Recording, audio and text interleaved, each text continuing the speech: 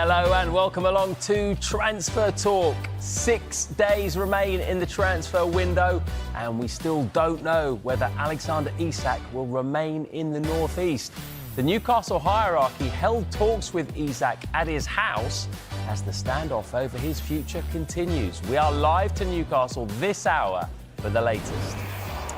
Newcastle make their move, meanwhile, to find a replacement for Callum Wilson, but their bid for Jørgen Strand Larsen fails at the first attempt. Rasmus Højlund's exit at Manchester United is moving closer, with Napoli in pole position to sign him. And is Manuel Akanji a replacement for Mark Guéhi? Crystal Palace make an approach to sign the Man City defender.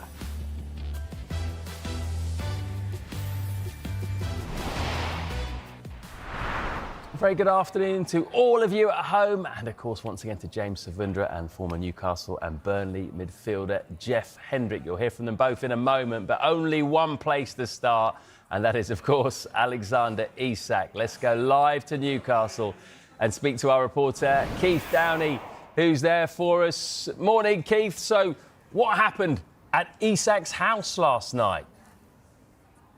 Oh, I think we'd all like to know the answer to that question. And look, we'll be endeavouring to find out how that meeting ended. But two of the club's directors, Jamie Rubin, who's been at the forefront of Newcastle's transfer business this summer, and also Jacobo Solis from the PIF, visited Alexander Isak yesterday in the build-up to kick-off. To discuss the situation, of course, that has surrounded him for the majority of the summer. As we know, Alexander Isak training away from the group. He refused to play against Liverpool last night, who, of course, as we know, are trying to sign him. Refused to play against Aston Villa in the season opener the week before that as well, and has been for the majority of the summer agitating to leave the football club. Now, it will be interesting to see what comes out of that meeting, whether it was a case of a last try from the PIF, the club's owners, to try and convince Alexander Isak to stay. I would suggest with the promise of a new contract, a pay rise, and the ability to maybe leave next summer, or was it a discussion to say, look, yes, you could actually move on to Liverpool, because as we know, they are still interested in signing the Newcastle striker. And of course, just to add intrigue and an extra mystique to the whole situation, of course, it was Liverpool who were playing Newcastle here last night here at St James's Park, and of course left with a 3-2 win thanks to that 100th minute winner. So there was a sting in the tail for Newcastle United last night. Will there be a sting in the tail with this Alexander Isak situation? I still don't think it's written in stone as to whether the Swedish striker will remain or leave. But of course, if he was to leave for Liverpool between now and Monday's deadline, it would be for a Premier League transfer record, and Newcastle working furiously in the background to try and line up a couple of replacements. But that has been the case, of course, for a number of weeks now. Hard question to answer this, Keith, but how do you expect things to unfold then over the next 6 days? Yeah, well, look, I think the best way to explain it is plates are spinning at the moment. That has been the case for some time. Look, we knew that Newcastle have tried to bring in a couple of replacements for Alexander Isak to allow him to move to Liverpool. They came so close for Benjamin Sesko, who opted for Manchester United. They came so close for Hugo Ekitike, who, of course, ironically scored here at St James's Park for Liverpool last night in that 3-2 win. But they're spinning plates, they're trying to bring in replacements. I still believe that if Newcastle manage to bring in 2 replacements, he will be allowed to go. But there is a feeling from certain elements from within the club, certain people from in the club, that they would love Alexander Isak to stay, none more so than the manager Eddie Howe, who has gone on record as to say he would love to have him at his disposal. But he did, after the match, Eddie Howe last night, essentially plead for a bit of clarity on this situation, because it's dragged on for so long and it's certainly overshadowed the build-up to tonight's match against Liverpool. So look, as we've been saying for a number of weeks, Newcastle trying to sign Yohan Wissa from Brentford. There is still hope that a deal can be struck there, but of course I've had 2 offers turned down. The first for £25 million last month, then the second just over a week ago for £40 million. I feel that's Newcastle's limit. It'll be interesting to see if the 2 clubs come back together to try and get a deal done, with Brentford actively in the background looking for a striker of their own. And the second is the news that we brought to you yesterday, that Newcastle had a £50 million offer to Wolves turned down for their striker Jorgen Strand-Larsen. £50 million package, all up front, no add-ons, turned down. Wolves say they want to keep him, they can't lose him. They've lost a number of players this summer. It'll be interesting to see whether Newcastle go back in with a second offer there. But look, they are very active. They're still trying to sign players this transfer window, and I think that is because there's still a decent chance that Alexander Isak could leave between now and Monday's deadline. A lot can change in the next 5 or 6 days, and it's a very, very fluid situation here at St James's Park right now. Great stuff. Cheers, Keith. OK, well, that is the Newcastle perspective. Let's get to Peter Stevenson and have a Liverpool perspective now. Afternoon, Peter. Now that the game has gone between the 2 sides at St James's Park, is there an expectation that Liverpool will bid for Isak once again? I think that was almost the theory at the start of the week, and as you say, getting last night's game out of the way with that really hostile reception for Liverpool and rubbing salt into the wound by actually walking away with a dramatic 100th minute winner and all 3 points just would have satisfied Liverpool no end. But as you say, today, letting the dust settle and assessing where things are, they will have picked up, I'm sure, on that meeting between Isak and the club's hierarchy yesterday. You sense that Liverpool at the moment maybe just have to be a little bit patient. Maybe they will wait for encouragement before deciding their next move, and whether that next move involves increasing their bid, we don't really know at this stage. It's been all quiet this morning, as Keith was alluding to there. There's only a few days left. There's a lot of potentials. There's a domino effect possible there if everything falls into place. But the bottom line is, it would appear from the Merseyside point of view that Newcastle are digging in their heels and trying everything they can to persuade Isak to stay. Eddie Howe saying last night as well that he wanted the players that really wanted to play at the club to stay there, that those were the type of players that he wanted. So you can sense that sort of desperation from the Newcastle end, especially with their injuries last night and their suspension that they picked up. So Liverpool at the moment, I think, content to play the waiting game and really waiting for information from that meeting. That would appear to be key to how this long-running saga that's dominated the summer, how it will eventually pan out. So is it Isak or bust for Liverpool now, or have they got other targets as well? Well, if you look at the opening 2 results, the evidence of that suggests that, weirdly, scoring goals for Liverpool at the moment and wanting a top striker doesn't appear to be too much of a problem. They scored 4 against Bournemouth, they scored 3 last night, and in many ways they seem to have plenty of options up top. I think a lot of their supporters, if you ask them, will express great concern about the way things are at the back, and certainly Konate has looked really unsure and unsteady for the opening 2 games. They've conceded 2 goals in both those opening games, and they didn't concede 2 goals in a Premier League game last season until the end of October. So that's an indication maybe about how potentially wobbly their back 4 is at the moment. And you've only got to look at Van Dijk last night. He walked away with some serious stud marks down his Achilles. If that had been worse and we were looking at Van Dijk missing games, then again you see the fragility of that back 4. So Mark Gay's long been talked about as a possible replacement. I'm sure on the evidence maybe of last night, Liverpool might be again looking at that and might be thinking it's the back 4 that needs sorting out. Certainly we've still got plenty of options up top, and not in the least we've still got a bright little 16-year-old who can come on and score goals for fun when he wants to, even in the dying minutes of a big game. So at the moment, all quiet. I think it's a patient waiting game, but it could spark into life, I think, at any minute. Thank you, Peter.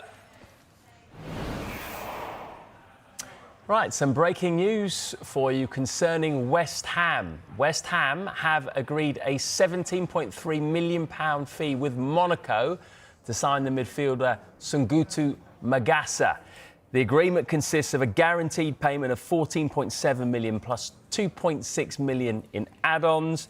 There is still some work to do to finalise the rest of the deal, but West Ham are edging closer. James, I want to get your thoughts on this, actually, because listening to phone-ins and shows the last few days, West Ham fans have been screaming out for midfielders, so they should be happy at this news. I think so. It's been a desperate start for Graham Potter. They've conceded 8 goals already this season. Their opening home match of the season, they conceded 5, and it could have been more. Chelsea could have pushed for even more in the end, but we know West Ham have been looking for midfielders in this transfer window. They've been trying to sign Mateus Fernandes, who's more of a number 8 from Southampton. Whether or not they can revisit that, we wait to see. Southampton are probably quite well equipped now. They've got the money in for Tyler Dibbling, so they may not feel like they necessarily need to sell. At the same time, they have been looking for a defensive midfielder. Magassa certainly would fit that. He's 21 years of age. He played 31 times for Monaco in Ligue 1 last season. And when you look at West Ham's midfield, it doesn't look quite right now. They've let Edson Alvarez leave on loan. He's gone out of the Turkish Super League. And in their first game of the season, they played Fernandes. They played Rodriguez alongside Ward-Prowse. That didn't quite look right. Souček alongside Ward-Prowse in the game against Chelsea. That wasn't quite there. They need legs in midfield, and at 21, he could be someone that could provide it. I do think Graham Potter would like 2 midfielders between now and the end of this transfer window, because they need to turn things around pretty quickly. Just 2 games into the season. As you mentioned, West Ham fans are not happy right now. Could Magassa be the sort of player that can help get them back on track, because they seriously need to turn things around? Already, we're still in August and things feel pretty desperate there right now. Yeah, well, just a glimmer of hope then with Sungutu Magassa. We'll keep you posted if that gets over the line. Does sound like it could be happening soon. Right, let's get back to Isak then, Jeff. And from Newcastle's point of view, surely they can't allow him to leave with little prospect of getting a suitable replacement in? Yeah, it depends how last night's talks went with the ownership group. Time is ticking now. I feel like it's getting later and later, and for them to get people in to replace him, it's difficult. Like we said earlier, they haven't even replaced Wilson yet. Yeah. And then if they're going to lose Isak as well, it's a bit of a sticky situation for them, and with it dragging on for weeks and months. Obviously, the whole club want him to stay, and that seems to be the best decision for them. But I think ultimately it might come down to what was talked about yesterday. Yeah. Well, I wanted to come on to that. Actually, it's a bizarre situation, isn't it? A couple of co-owners going round to a player's house to try and convince, we presume, to try and convince him to stay. It might have been something else, but going round to his house. What can we read into that? Have you ever heard of that situation before, with an owner going to a player's house? No, I don't think I've heard of that, no. Reading into it, for me, it's because it's dragged on so long, it seemed messy. The whole vibe around it it's a little bit toxic. It depends what fan base you're looking at it from, but for them to step in and go to his house, it's like they're trying to show a strong hold and get him to stay at the club, because I think they see how much they really need him to stay now. Yeah. But James, does that also sort of highlight that there's been a power vacuum at Newcastle? Because normally that would be sporting director would do that job, go round to the house, or the manager even, not on a game day, obviously. But they've been in a really difficult situation because the CEO will be departing due to ill health, and Paul Mitchell, the sporting director, things didn't quite work out there. So it's been Andy Howe who's been doing a lot of the work, doing a lot of the deals for Newcastle. And you can't really blame Newcastle for the deals they've not got done, because the fact is Newcastle are in the market for some of the best players in the world, which maybe they weren't 3 or 4 years ago. They're now competing to try to get the likes of Brian Mbeumo, João Pedro, Benjamin Sesko, Hugo Ekitike. But it's not been that these players haven't wanted to join and haven't been convinced by the Newcastle project. They've just seen other better fits. You're talking about these players going to the likes of Chelsea, Manchester United and Liverpool, who've got that history there, which Newcastle haven't had it in the last 20 years. But it has meant they've been in a really difficult situation in terms of finding a replacement for Callum Wilson, let alone one that could come in and replace Alexander Isak, which means that as things go towards the end of this deadline and this window, it's becoming more and more unlikely that Isak leaves, even if they get the money they want for him, because at this moment in time, they can't sign one replacement when they need two. Well, that's the thing, isn't it? The fact they haven't replaced Wilson, that's not helping Isak at all, is it, in terms of wanting to get a move? No, and there's a similar situation with Johan Whistler at Brentford. They only want to let Whistler go if they've got a replacement for him. So you need a lot of things to fall into line for these deals to happen. And when you look at the fact that clubs know that Newcastle have money to spend, they know that they've gone into the market to sign the likes of Sesko. They agreed a deal to sign Sesko for around £65 million. So selling clubs know that Newcastle have this money, and that's why clubs like Wolves and Brentford don't want to sell the likes of Strand Larsen and Whistler on the cheap when they know Newcastle are desperate. They have that money to spend. So it means that Newcastle are in a situation where do they pay over the odds for players to simply ensure they've got strikers in, or they hold their nerve when it comes to the Isak situation and hope that they can find a way of reintegrating him and getting him back to the level that he's been at the last 2 seasons, scoring more than 20 Premier League goals in both of those. OK, we've got a transfer update just into us. Sheffield United are in talks with Danny Ings over a possible deal and are hopeful of landing the former Liverpool and West Ham striker. He's available on a free, having left West Ham earlier this summer. The medical's happening today. A deal could be completed this week as Ruben Sayers adds some much-needed experience to his squad. And they've not got off to a great start this season either. So Danny Ings could be heading to Sheffield United. Let's get to Chelsea. They are expecting to be busy this week with plenty of players' futures still to be resolved. Gary Cottrell is at their training ground for us this morning, possibly smelling a bit of wet blazer because he was very, very wet the last time we saw him. But he's taken it off, which looks like probably a good decision. And it looks like the rain has stopped too, which is good news. Gary, you've seen the squad training this morning. Any noticeable absentees? You're very, very observant. And I can tell that you spend time out on the road as well, because you know when you get a very, very, very, very wet jacket, when the rain stops, the best thing to do is take it off. So, yep, you've got it exactly right. The jacket is in the car.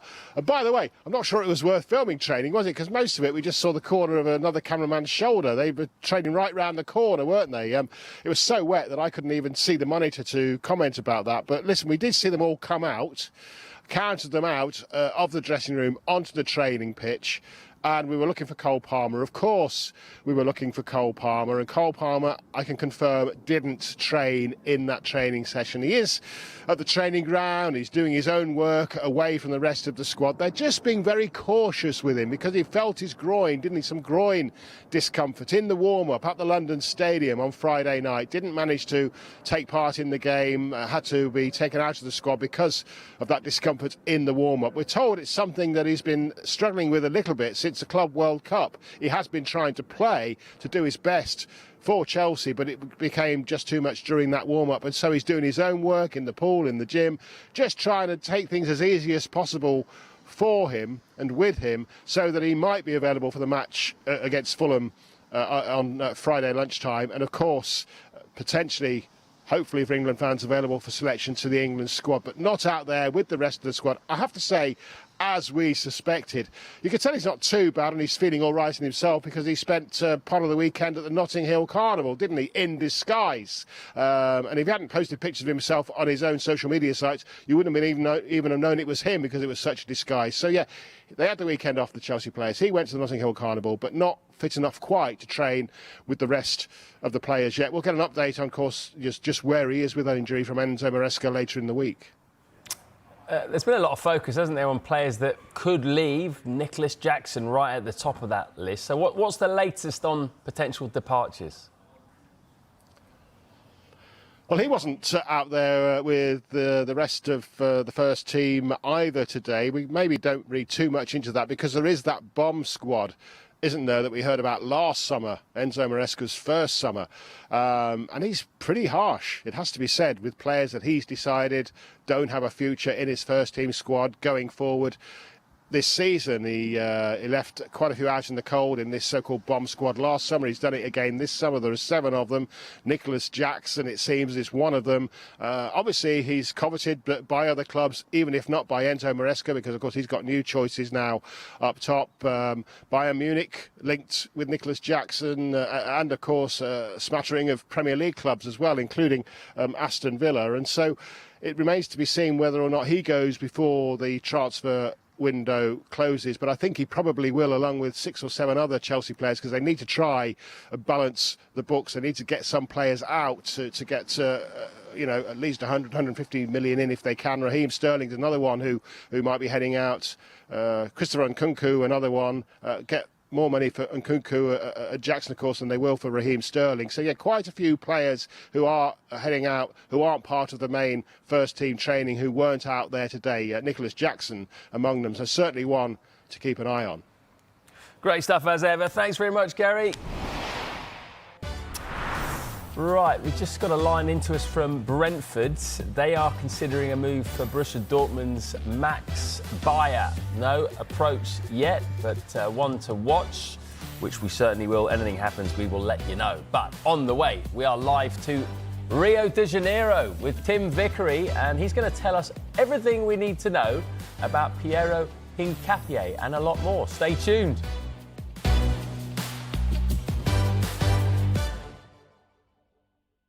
Time as ever on a Tuesday to take you to sunny Rio de Janeiro and speak to our South American football expert, Tim Vickery. Tim, always a pleasure. Hope you are well. Let's get right into it, shall we? And let's start with Piero Hincapié, because Arsenal are after him. We all know Arsenal have got a very strong defence. Would he add to what they already have? Yeah, this is the question, and he's a terrific player. He's 23. He's played nearly 50 times for Ecuador, and he's a key part of this extraordinary Ecuador defensive unit. Conceded 1 goal in the last 9 rounds of World Cup qualification. Left-footed defender. Really, he's a centre-back. Can also give you a left-back as well. He's not a flyer up the wing kind of left-back, but he likes to bring the ball out of defence, and he can also be constructive. I remember the first time I saw him, and Ecuador threw him in as a teenager, and I had my doubts. I thought too spindly maybe, and he's got mistakes in him. It's been great to be proved wrong, because he's grown and grown and grown, and really is a terrific defender. My little doubt here is, why would Arsenal want to spend so much for a player in this position when they have both Gabriel Magalhães and Calafiori? So you've got covered there, very well covered, both the positions that Hincapié offers. So it's a little bit of a surprise to me why it's Arsenal. And based on what we've seen so far in the season, I think you would have thought that this is a player that Liverpool could really do with. And that not only does that go for him, that also goes for his teammate in the Ecuador side, Joel Ordóñez, who's only 21. Another terrific defender who gives you either the right-sided centre-back or the right-back. Now, he's trying to force his way out of Bruges, and that's another name that could pop up, I think, between now and the end of the window. OK, yeah, interesting. Liverpool could well be in the market for another centre-back, couldn't they? Let's get on to Spurs, because they're struggling to find a number 10. Eze obviously has gone to Arsenal. It doesn't look like Nico Paz will be joining them either, and Real Madrid are having some say in this too. Yes, Nico Paz is actually only plays for Argentina. He's just started his international career. But he's European born and bred, and his son, he's the son of Pablo Paz, who was a World Cup defender for Argentina, who made most of his career in Europe. So Nico Paz came up the youth ranks with Real Madrid, is on loan at Como, or is at Como, but Real Madrid have an interest in him. They have a buyback clause, so they're watching his progress very, very closely. Really sweet left foot he's got, Nico Paz. A little bit, I suppose, if you're thinking of Tottenham and long-term strategies, a little bit of a left-footed version of Bergvall. Someone who possibly, if you were to put him in the Premier League right now, might find that a little bit of a step up at this stage of his career, but Tottenham would be thinking long term. But as you've correctly identified, the stumbling block there is that Real Madrid have a long-term interest in this player. How about Andreas Pereira? Because it feels like he's been linked with a move to Brazil for a couple of windows now. His time at Fulham could be coming to an end. Could he go this summer, do you think? I think he could go today or Wow. tomorrow. And Palmeiras are very, very keen. This is a bit cruel, but he's already a hero with the Palmeiras fans. In his previous spell at Brazil, he played for Flamengo. And they met Palmeiras in the final of the Champions League over here, the Libertadores. And it was a mistake. He got caught in possession and gave away the winning goal to Palmeiras. So the Palmeiras fans love him. But he's extremely gifted player. And I think what is happening here is Andreas Pereira trying to position himself with a top side, a side that is chasing silverware in the run-up to the World Cup. And Palmeiras, they've got lots of money. The sale of Estevão, Luis Guilherme, Hendrick, and so on, they've got lots of money. It's a very strong squad. Some of your old friends, Felipe Anderson, once of West Ham. They just bought Ramon Sousa, the Paraguayan winger from Forest. And I think Andreas Pereira thinks that if he shines there for Palmeiras, in front of the Brazilian fans and the Brazilian media, that can really catapult him into the squad in time for the World Cup. What about Carlo Ancelotti's Brazil squad that he's just named? There are some notable absentees. Yes, for the second time. He's named 2 squads now. And these players haven't been included in any of them. One is Ederson. Alisson is the first choice goalkeeper under Ancelotti. Ederson clearly has to sort his future out either at City or elsewhere to get back into contention. And 2 names who I think could be absolutely crucial to the end of this window, and 2 names who I think are linked. One is Rodrigo, and the other is Savinho. Now, Rodrigo, obviously Ancelotti knows him very, very well from Real Madrid, said yesterday that he hasn't spoken to Rodrigo. If he were to speak to Rodrigo, what would he say? Would he say, look, I'd prefer it if you got out of Real Madrid now and went somewhere where you can be important? Now, Rodrigo is clearly not happy. He was an unused sub for Real Madrid's first game of the season. He did start the second game of the season at the weekend on the left, where he's much happier than on the right, and played well, but was taken off quite early in the second half and was absolutely furious about it. I can't share with your family audience the kind of things that he was mouthing away there when he was brought off. So he's clearly not happy, and we've still got these few days left. If that unhappiness is going to be transformed into a move to City, and if he were to make that move, surely that would make it more likely that Savinho would then move out from City to Tottenham. Savinho, before Ancelotti took over, Savinho was getting a game for Brazil, either starting or off the bench. Savinho hasn't figured in either of these 2 squads. Now, Brazil have more wingers than they know what to do with. But Savinho has that capacity to work either wing, that versatility to work either wing. That first season at City wasn't bad, but I think he suffered a little bit from the collective demise of the team without Rodri. Moving to Tottenham, again, positioning yourself in the run-up to the World Cup, going to a club where he could be more important than he is at the moment at Man City. So these Rodrigo and Savinho stories could be big for you as you cover the last few days of the transfer window. Yeah, very interesting indeed. It'd be great if just one of those guys moves in terms of what we can talk about. Can I chuck just one more at you, Tim? I know you're a font of knowledge of all South American players. Is that all right? Throw it away. Okay, right. Marcelo Saracchi. We are hearing that he could be going to Celtic from Boca Juniors, a loan with an option to buy in the region of £2 million. Uruguay international. Can you tell us much about him? Yeah, I saw a lot of him on the way up. He's a stocky little left back, very, very quick. And when he first came through, I had immense hopes for this player, real hopes. I thought he was the future of Uruguay at left back, and I thought he was on for a brilliant career. And so far, it's proved a little bit of a disappointment. And he's been through Germany without doing a great deal, Turkey a little bit more, a little bit in Spain, and then back to Argentina. So he's bounced around. I think what he perhaps needs in his career is a bit of stability. But as an attacking left back, I think there's plenty that Celtic can get out of him, especially because he's in a league where Celtic are going to be on the front foot for the vast majority of the time. So hopefully this can be the move where Saraki finally unlocks that potential that I saw a few years ago, but hasn't really come out so far. Celtic fans, I'm sure, will be very happy with that. Tim, you're an absolute star. Appreciate that. Thank you very much. My pleasure. Thank you. Speak soon. Will do.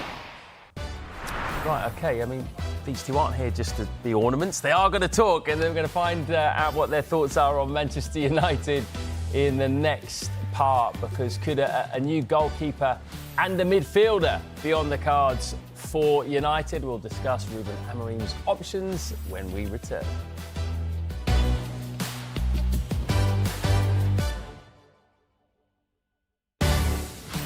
Welcome back to Transfer Talk. Now, could Manuel Akanji be a replacement for Mark Gay at Crystal Palace? Well, Palace have approached Manchester City about signing him. I'm sure Palace, Jeff, would love to keep Gay, but it's also been made publicly known he's in the final year of his contract, so if they get a big offer for him, he could leave. In terms of options to replace him, is Akanji about as good as it gets? Certainly. I think he's a very, very good player. He's coming from a team who know how to win, who play good football. And if they're able to replace Mark Gahey with someone like Akanji, it'd be a great bit of business, definitely. Would he be OK playing in a back three in their system? I think he could play back three, in a back four.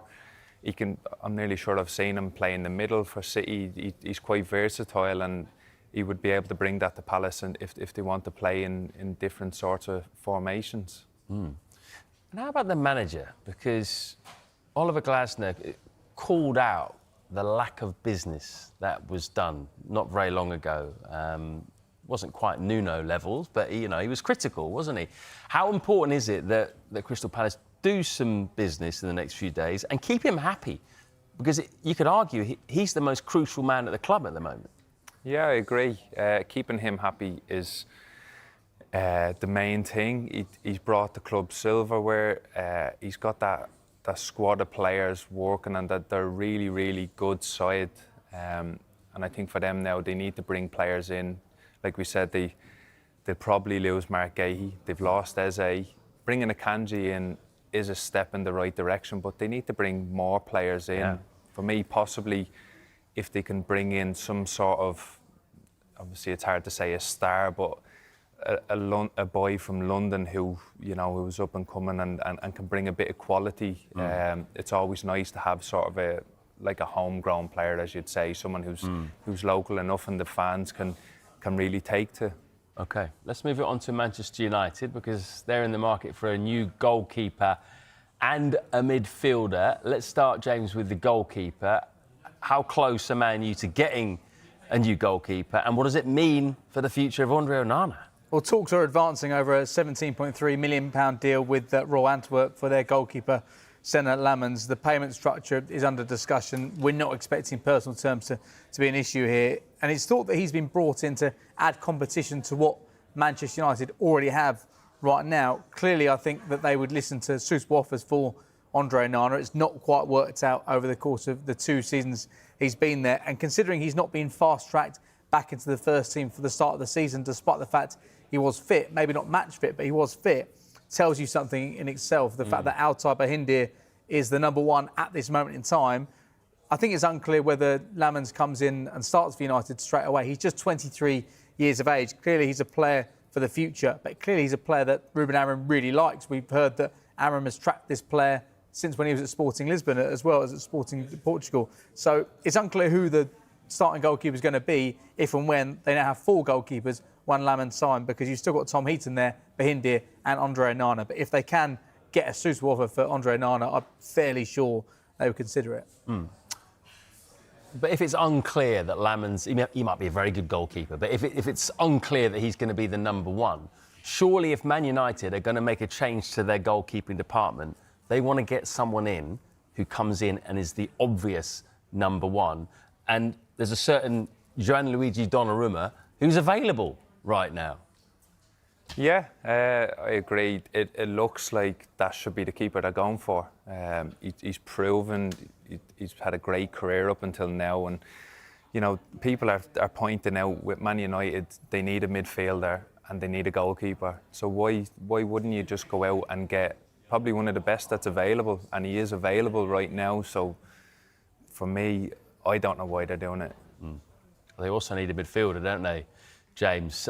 We heard before there were links with Carlos Baleba at Brighton. He was too expensive. Could there still be some movement in that area in the last few days of the window?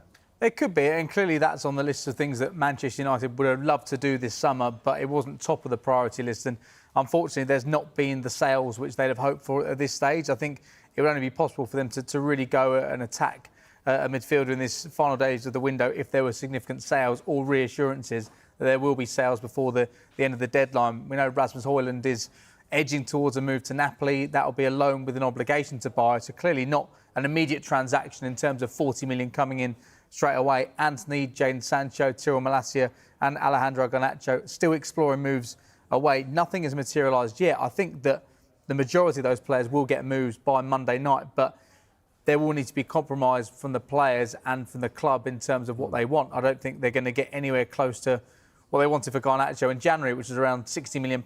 They're not going to get anywhere near that because he's a player out of favour who's unlikely to be reintegrated. And clubs like Chelsea know that on deadline day, they can probably get a really cut price fee. At the same time, Kobbie Mainoo could maybe be one to watch in the final few days of this window. He's not featured for United. Ruben Amorim suggests that he's the backup to Bruno Fernandes. Clearly, Bruno Fernandes is going to start virtually every match for Manchester United, every match of significance for Manchester United. So I think it's fair to say, and it's been reported elsewhere, that the club would listen to suitable offers for Kobbie Mainoo. If they could get big money for Mainoo between now and Monday, that would be pure profit from a profit and sustainability perspective. And maybe they could go after the top target when it comes to their midfielders. OK, interesting stuff. Right, we've just got some news coming through to us, and Everton have agreed loan terms with Sevilla for Nathan Patterson, although they want a replacement before any more progress. Coming next, still plenty of big names who are without a club and hoping to secure a move. We'll run you through some of those after the break. Stay tuned.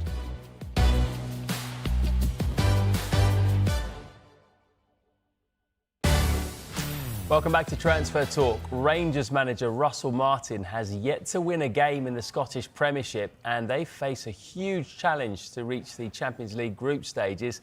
What impact will that have on their transfer budget? Well, let's speak to Gordon Duncan live right now. Afternoon, Gordon. And you watched Rangers training earlier. There was no sign of Hamza Ighemane. So what's the latest? Well, it looks like he is on his way out of Rangers. This has been a really fascinating couple of days regarding Hamza Ighemane, because the disappointing result and performance away to St Mirren on Sunday almost got overshadowed when Russell Martin spoke to Sky Sports after the game. He said on the 60-minute mark he turned to Hamza Ighemane, he tried to bring him on, but the player at that point said he was injured and didn't want to come on to the field of play. Now, naturally, people would be wondering why that injury wasn't flagged before and what the situation was. Well, training today was interesting because Hamza Ighemane was not part of the group. He didn't train ahead of the trip to Bruges, and we now understand that was not as the result of an injury. So Rangers, we believe, are now preparing for life without Hamza Ighemane. It's all going to have to move fairly quickly towards the end of the window. Lille had a loan bid turned down last week. Fresh talks have now taken place, and it looks like it's certainly heading in that direction. The French club very interested in the services of the 22-year-old Moroccan. It does mean that Russell Martin would have to go back into the market, because there's also a bit of speculation about the future of Cyril Dessers, one of his other strikers. So the striking department is looking like a real priority. He's been linked with a move for former Aberdeen striker Bojan Mijovski, who's over in Spain with Girona. He may look to add defensive reinforcements as well, because Jefte and Ridvan Yilmaz, 2 left backs, have gone out. He was already in the market for a centre back before that. So there are a lot of moving parts here. But first of all, can they move Hamza Igeman out? What money, if any, do they get just now? And then, as you mentioned, do they make the Champions League? Because that's a game changer as far as finances are concerned. So it's safe to say Russell Martin is spinning a number of plates. He's heading off to Bruges this afternoon to try and overturn that first leg deficit and get into the Champions League. But I think the big one for the Rangers fans today, no Hamza Igeman at training, and it does look like he is on his way out of Ibrox. Nice one. Thank you very much, Gordon. Now, Jamie Vardy is still without a club after leaving Leicester this summer. Vardy has been contacted by the Italian side Cremonese about joining them in Serie A, but Mina Rizuki says that Vardy will be in no rush to sign and is considering his options. I would be shocked if this happens. Cremonese are working with a very tight budget. They were the last team to be promoted into Serie A. They are looking for a striker, and obviously he fits the bill that he can produce a lot. I love that Italian media at the time noted the fact that he did his best work under Claudio Ranieri. So of course he would want to work with another Italian coach. But Cremonese have Davide Nicola as coach, and this is a man who's really famed for keeping teams in Serie A and avoiding the drop, but not necessarily one that you would probably move to if you want a whole project ahead of you. But is that what Vardy wants? I'm not entirely sure. They desperately want him. Whether or not he agrees to the situation remains to be seen. OK, we're just going to chat about free agents before we finish. Before that, a line into us from Sky Italy. Pisa are closing in on the signing of Celtic and Leicester City target Calvin Stengs. So it looks like those two clubs are going to miss out on Stengs. Jeff, you are a free agent at the moment, aren't you? What's it like? Is it quite nerve-wracking at this time of year? Is the agent constantly on the blower to various clubs to try and find you a deal? I wouldn't say constantly on the blower now. Sort of go missing for a few weeks, and it does get a little bit nervous. For me, I try and have a chilled approach, and what will be. It sort of has to suit me and my family life and where we're living. Personally, I don't want to be. I've spent a year where I've been away from the family for 3-4 days a week, and it's not ideal for me. But I have got friends who are in the same position, and it probably means a lot more to them to find the club as soon as possible and get going. So, they're probably a little bit more worried. Thankfully, I'm a bit more chilled about it, and I'm just taking it in my stride, and what will be really is my approach. Didn't think you'd be one to stress, having met you. I didn't think you'd be really stressing out about it. Let's just quickly talk about a couple of players who are free agents who could be good signings. We'll try and get through as many as we can. Christian Eriksen is a free agent. Surely there are 1 or 2 Premier League clubs who could benefit from his creativity still. Yeah, fabulous player. Technically understands the game so well, has had such a great career. And I'd imagine he's probably obviously, I'm not saying he's like me, a way better version, but no, he's probably in the situation where he wants it to suit him as well. He's probably still living in Manchester. Does he want to stay there? Does he want to go abroad? Is he looking at the likes of a Burnley, where he could still live in Manchester and travel in and sort of share his experience and football knowledge with maybe a younger group? It could be a good fit for him. About 20 seconds. Josh Brownhill did not agree to a new contract with Burnley. Are you surprised that he's not landed somewhere? Could he add to a Premier League side? Yeah, I'm surprised because of the season he's had last year. In Team of the Year, scored goals, assists. I'm surprised he probably didn't sign at Burnley, but he's looking for something different. He's at that age where he needs to capitalise on probably the best contract of his career. So that's probably why he didn't sign at Burnley, and I don't know why he hasn't been snapped up. Well, he still might do, of course. Player called Jeff Hendrick, what might he offer as a free agent Knowledge, what did I say? A little bit of technical ability, maybe. I can run, I think so. But no, if it suits me, it'd be great. But, you know, like I said, we wait and see. I think you're underselling yourself there, mate. A lot of technical ability, but he can still run very, very fast. Great to have you in the studio. Thanks for coming in. James, always a pleasure, mate. You know, really enjoyed your company too. Right, we'll continue to bring you all the latest transfer news throughout the day here on Sky Sports News. But don't go anywhere. We're going to be live with Alan Smith in the next hour to review all the weekend's action, including that epic between Newcastle and Liverpool. Stay tuned.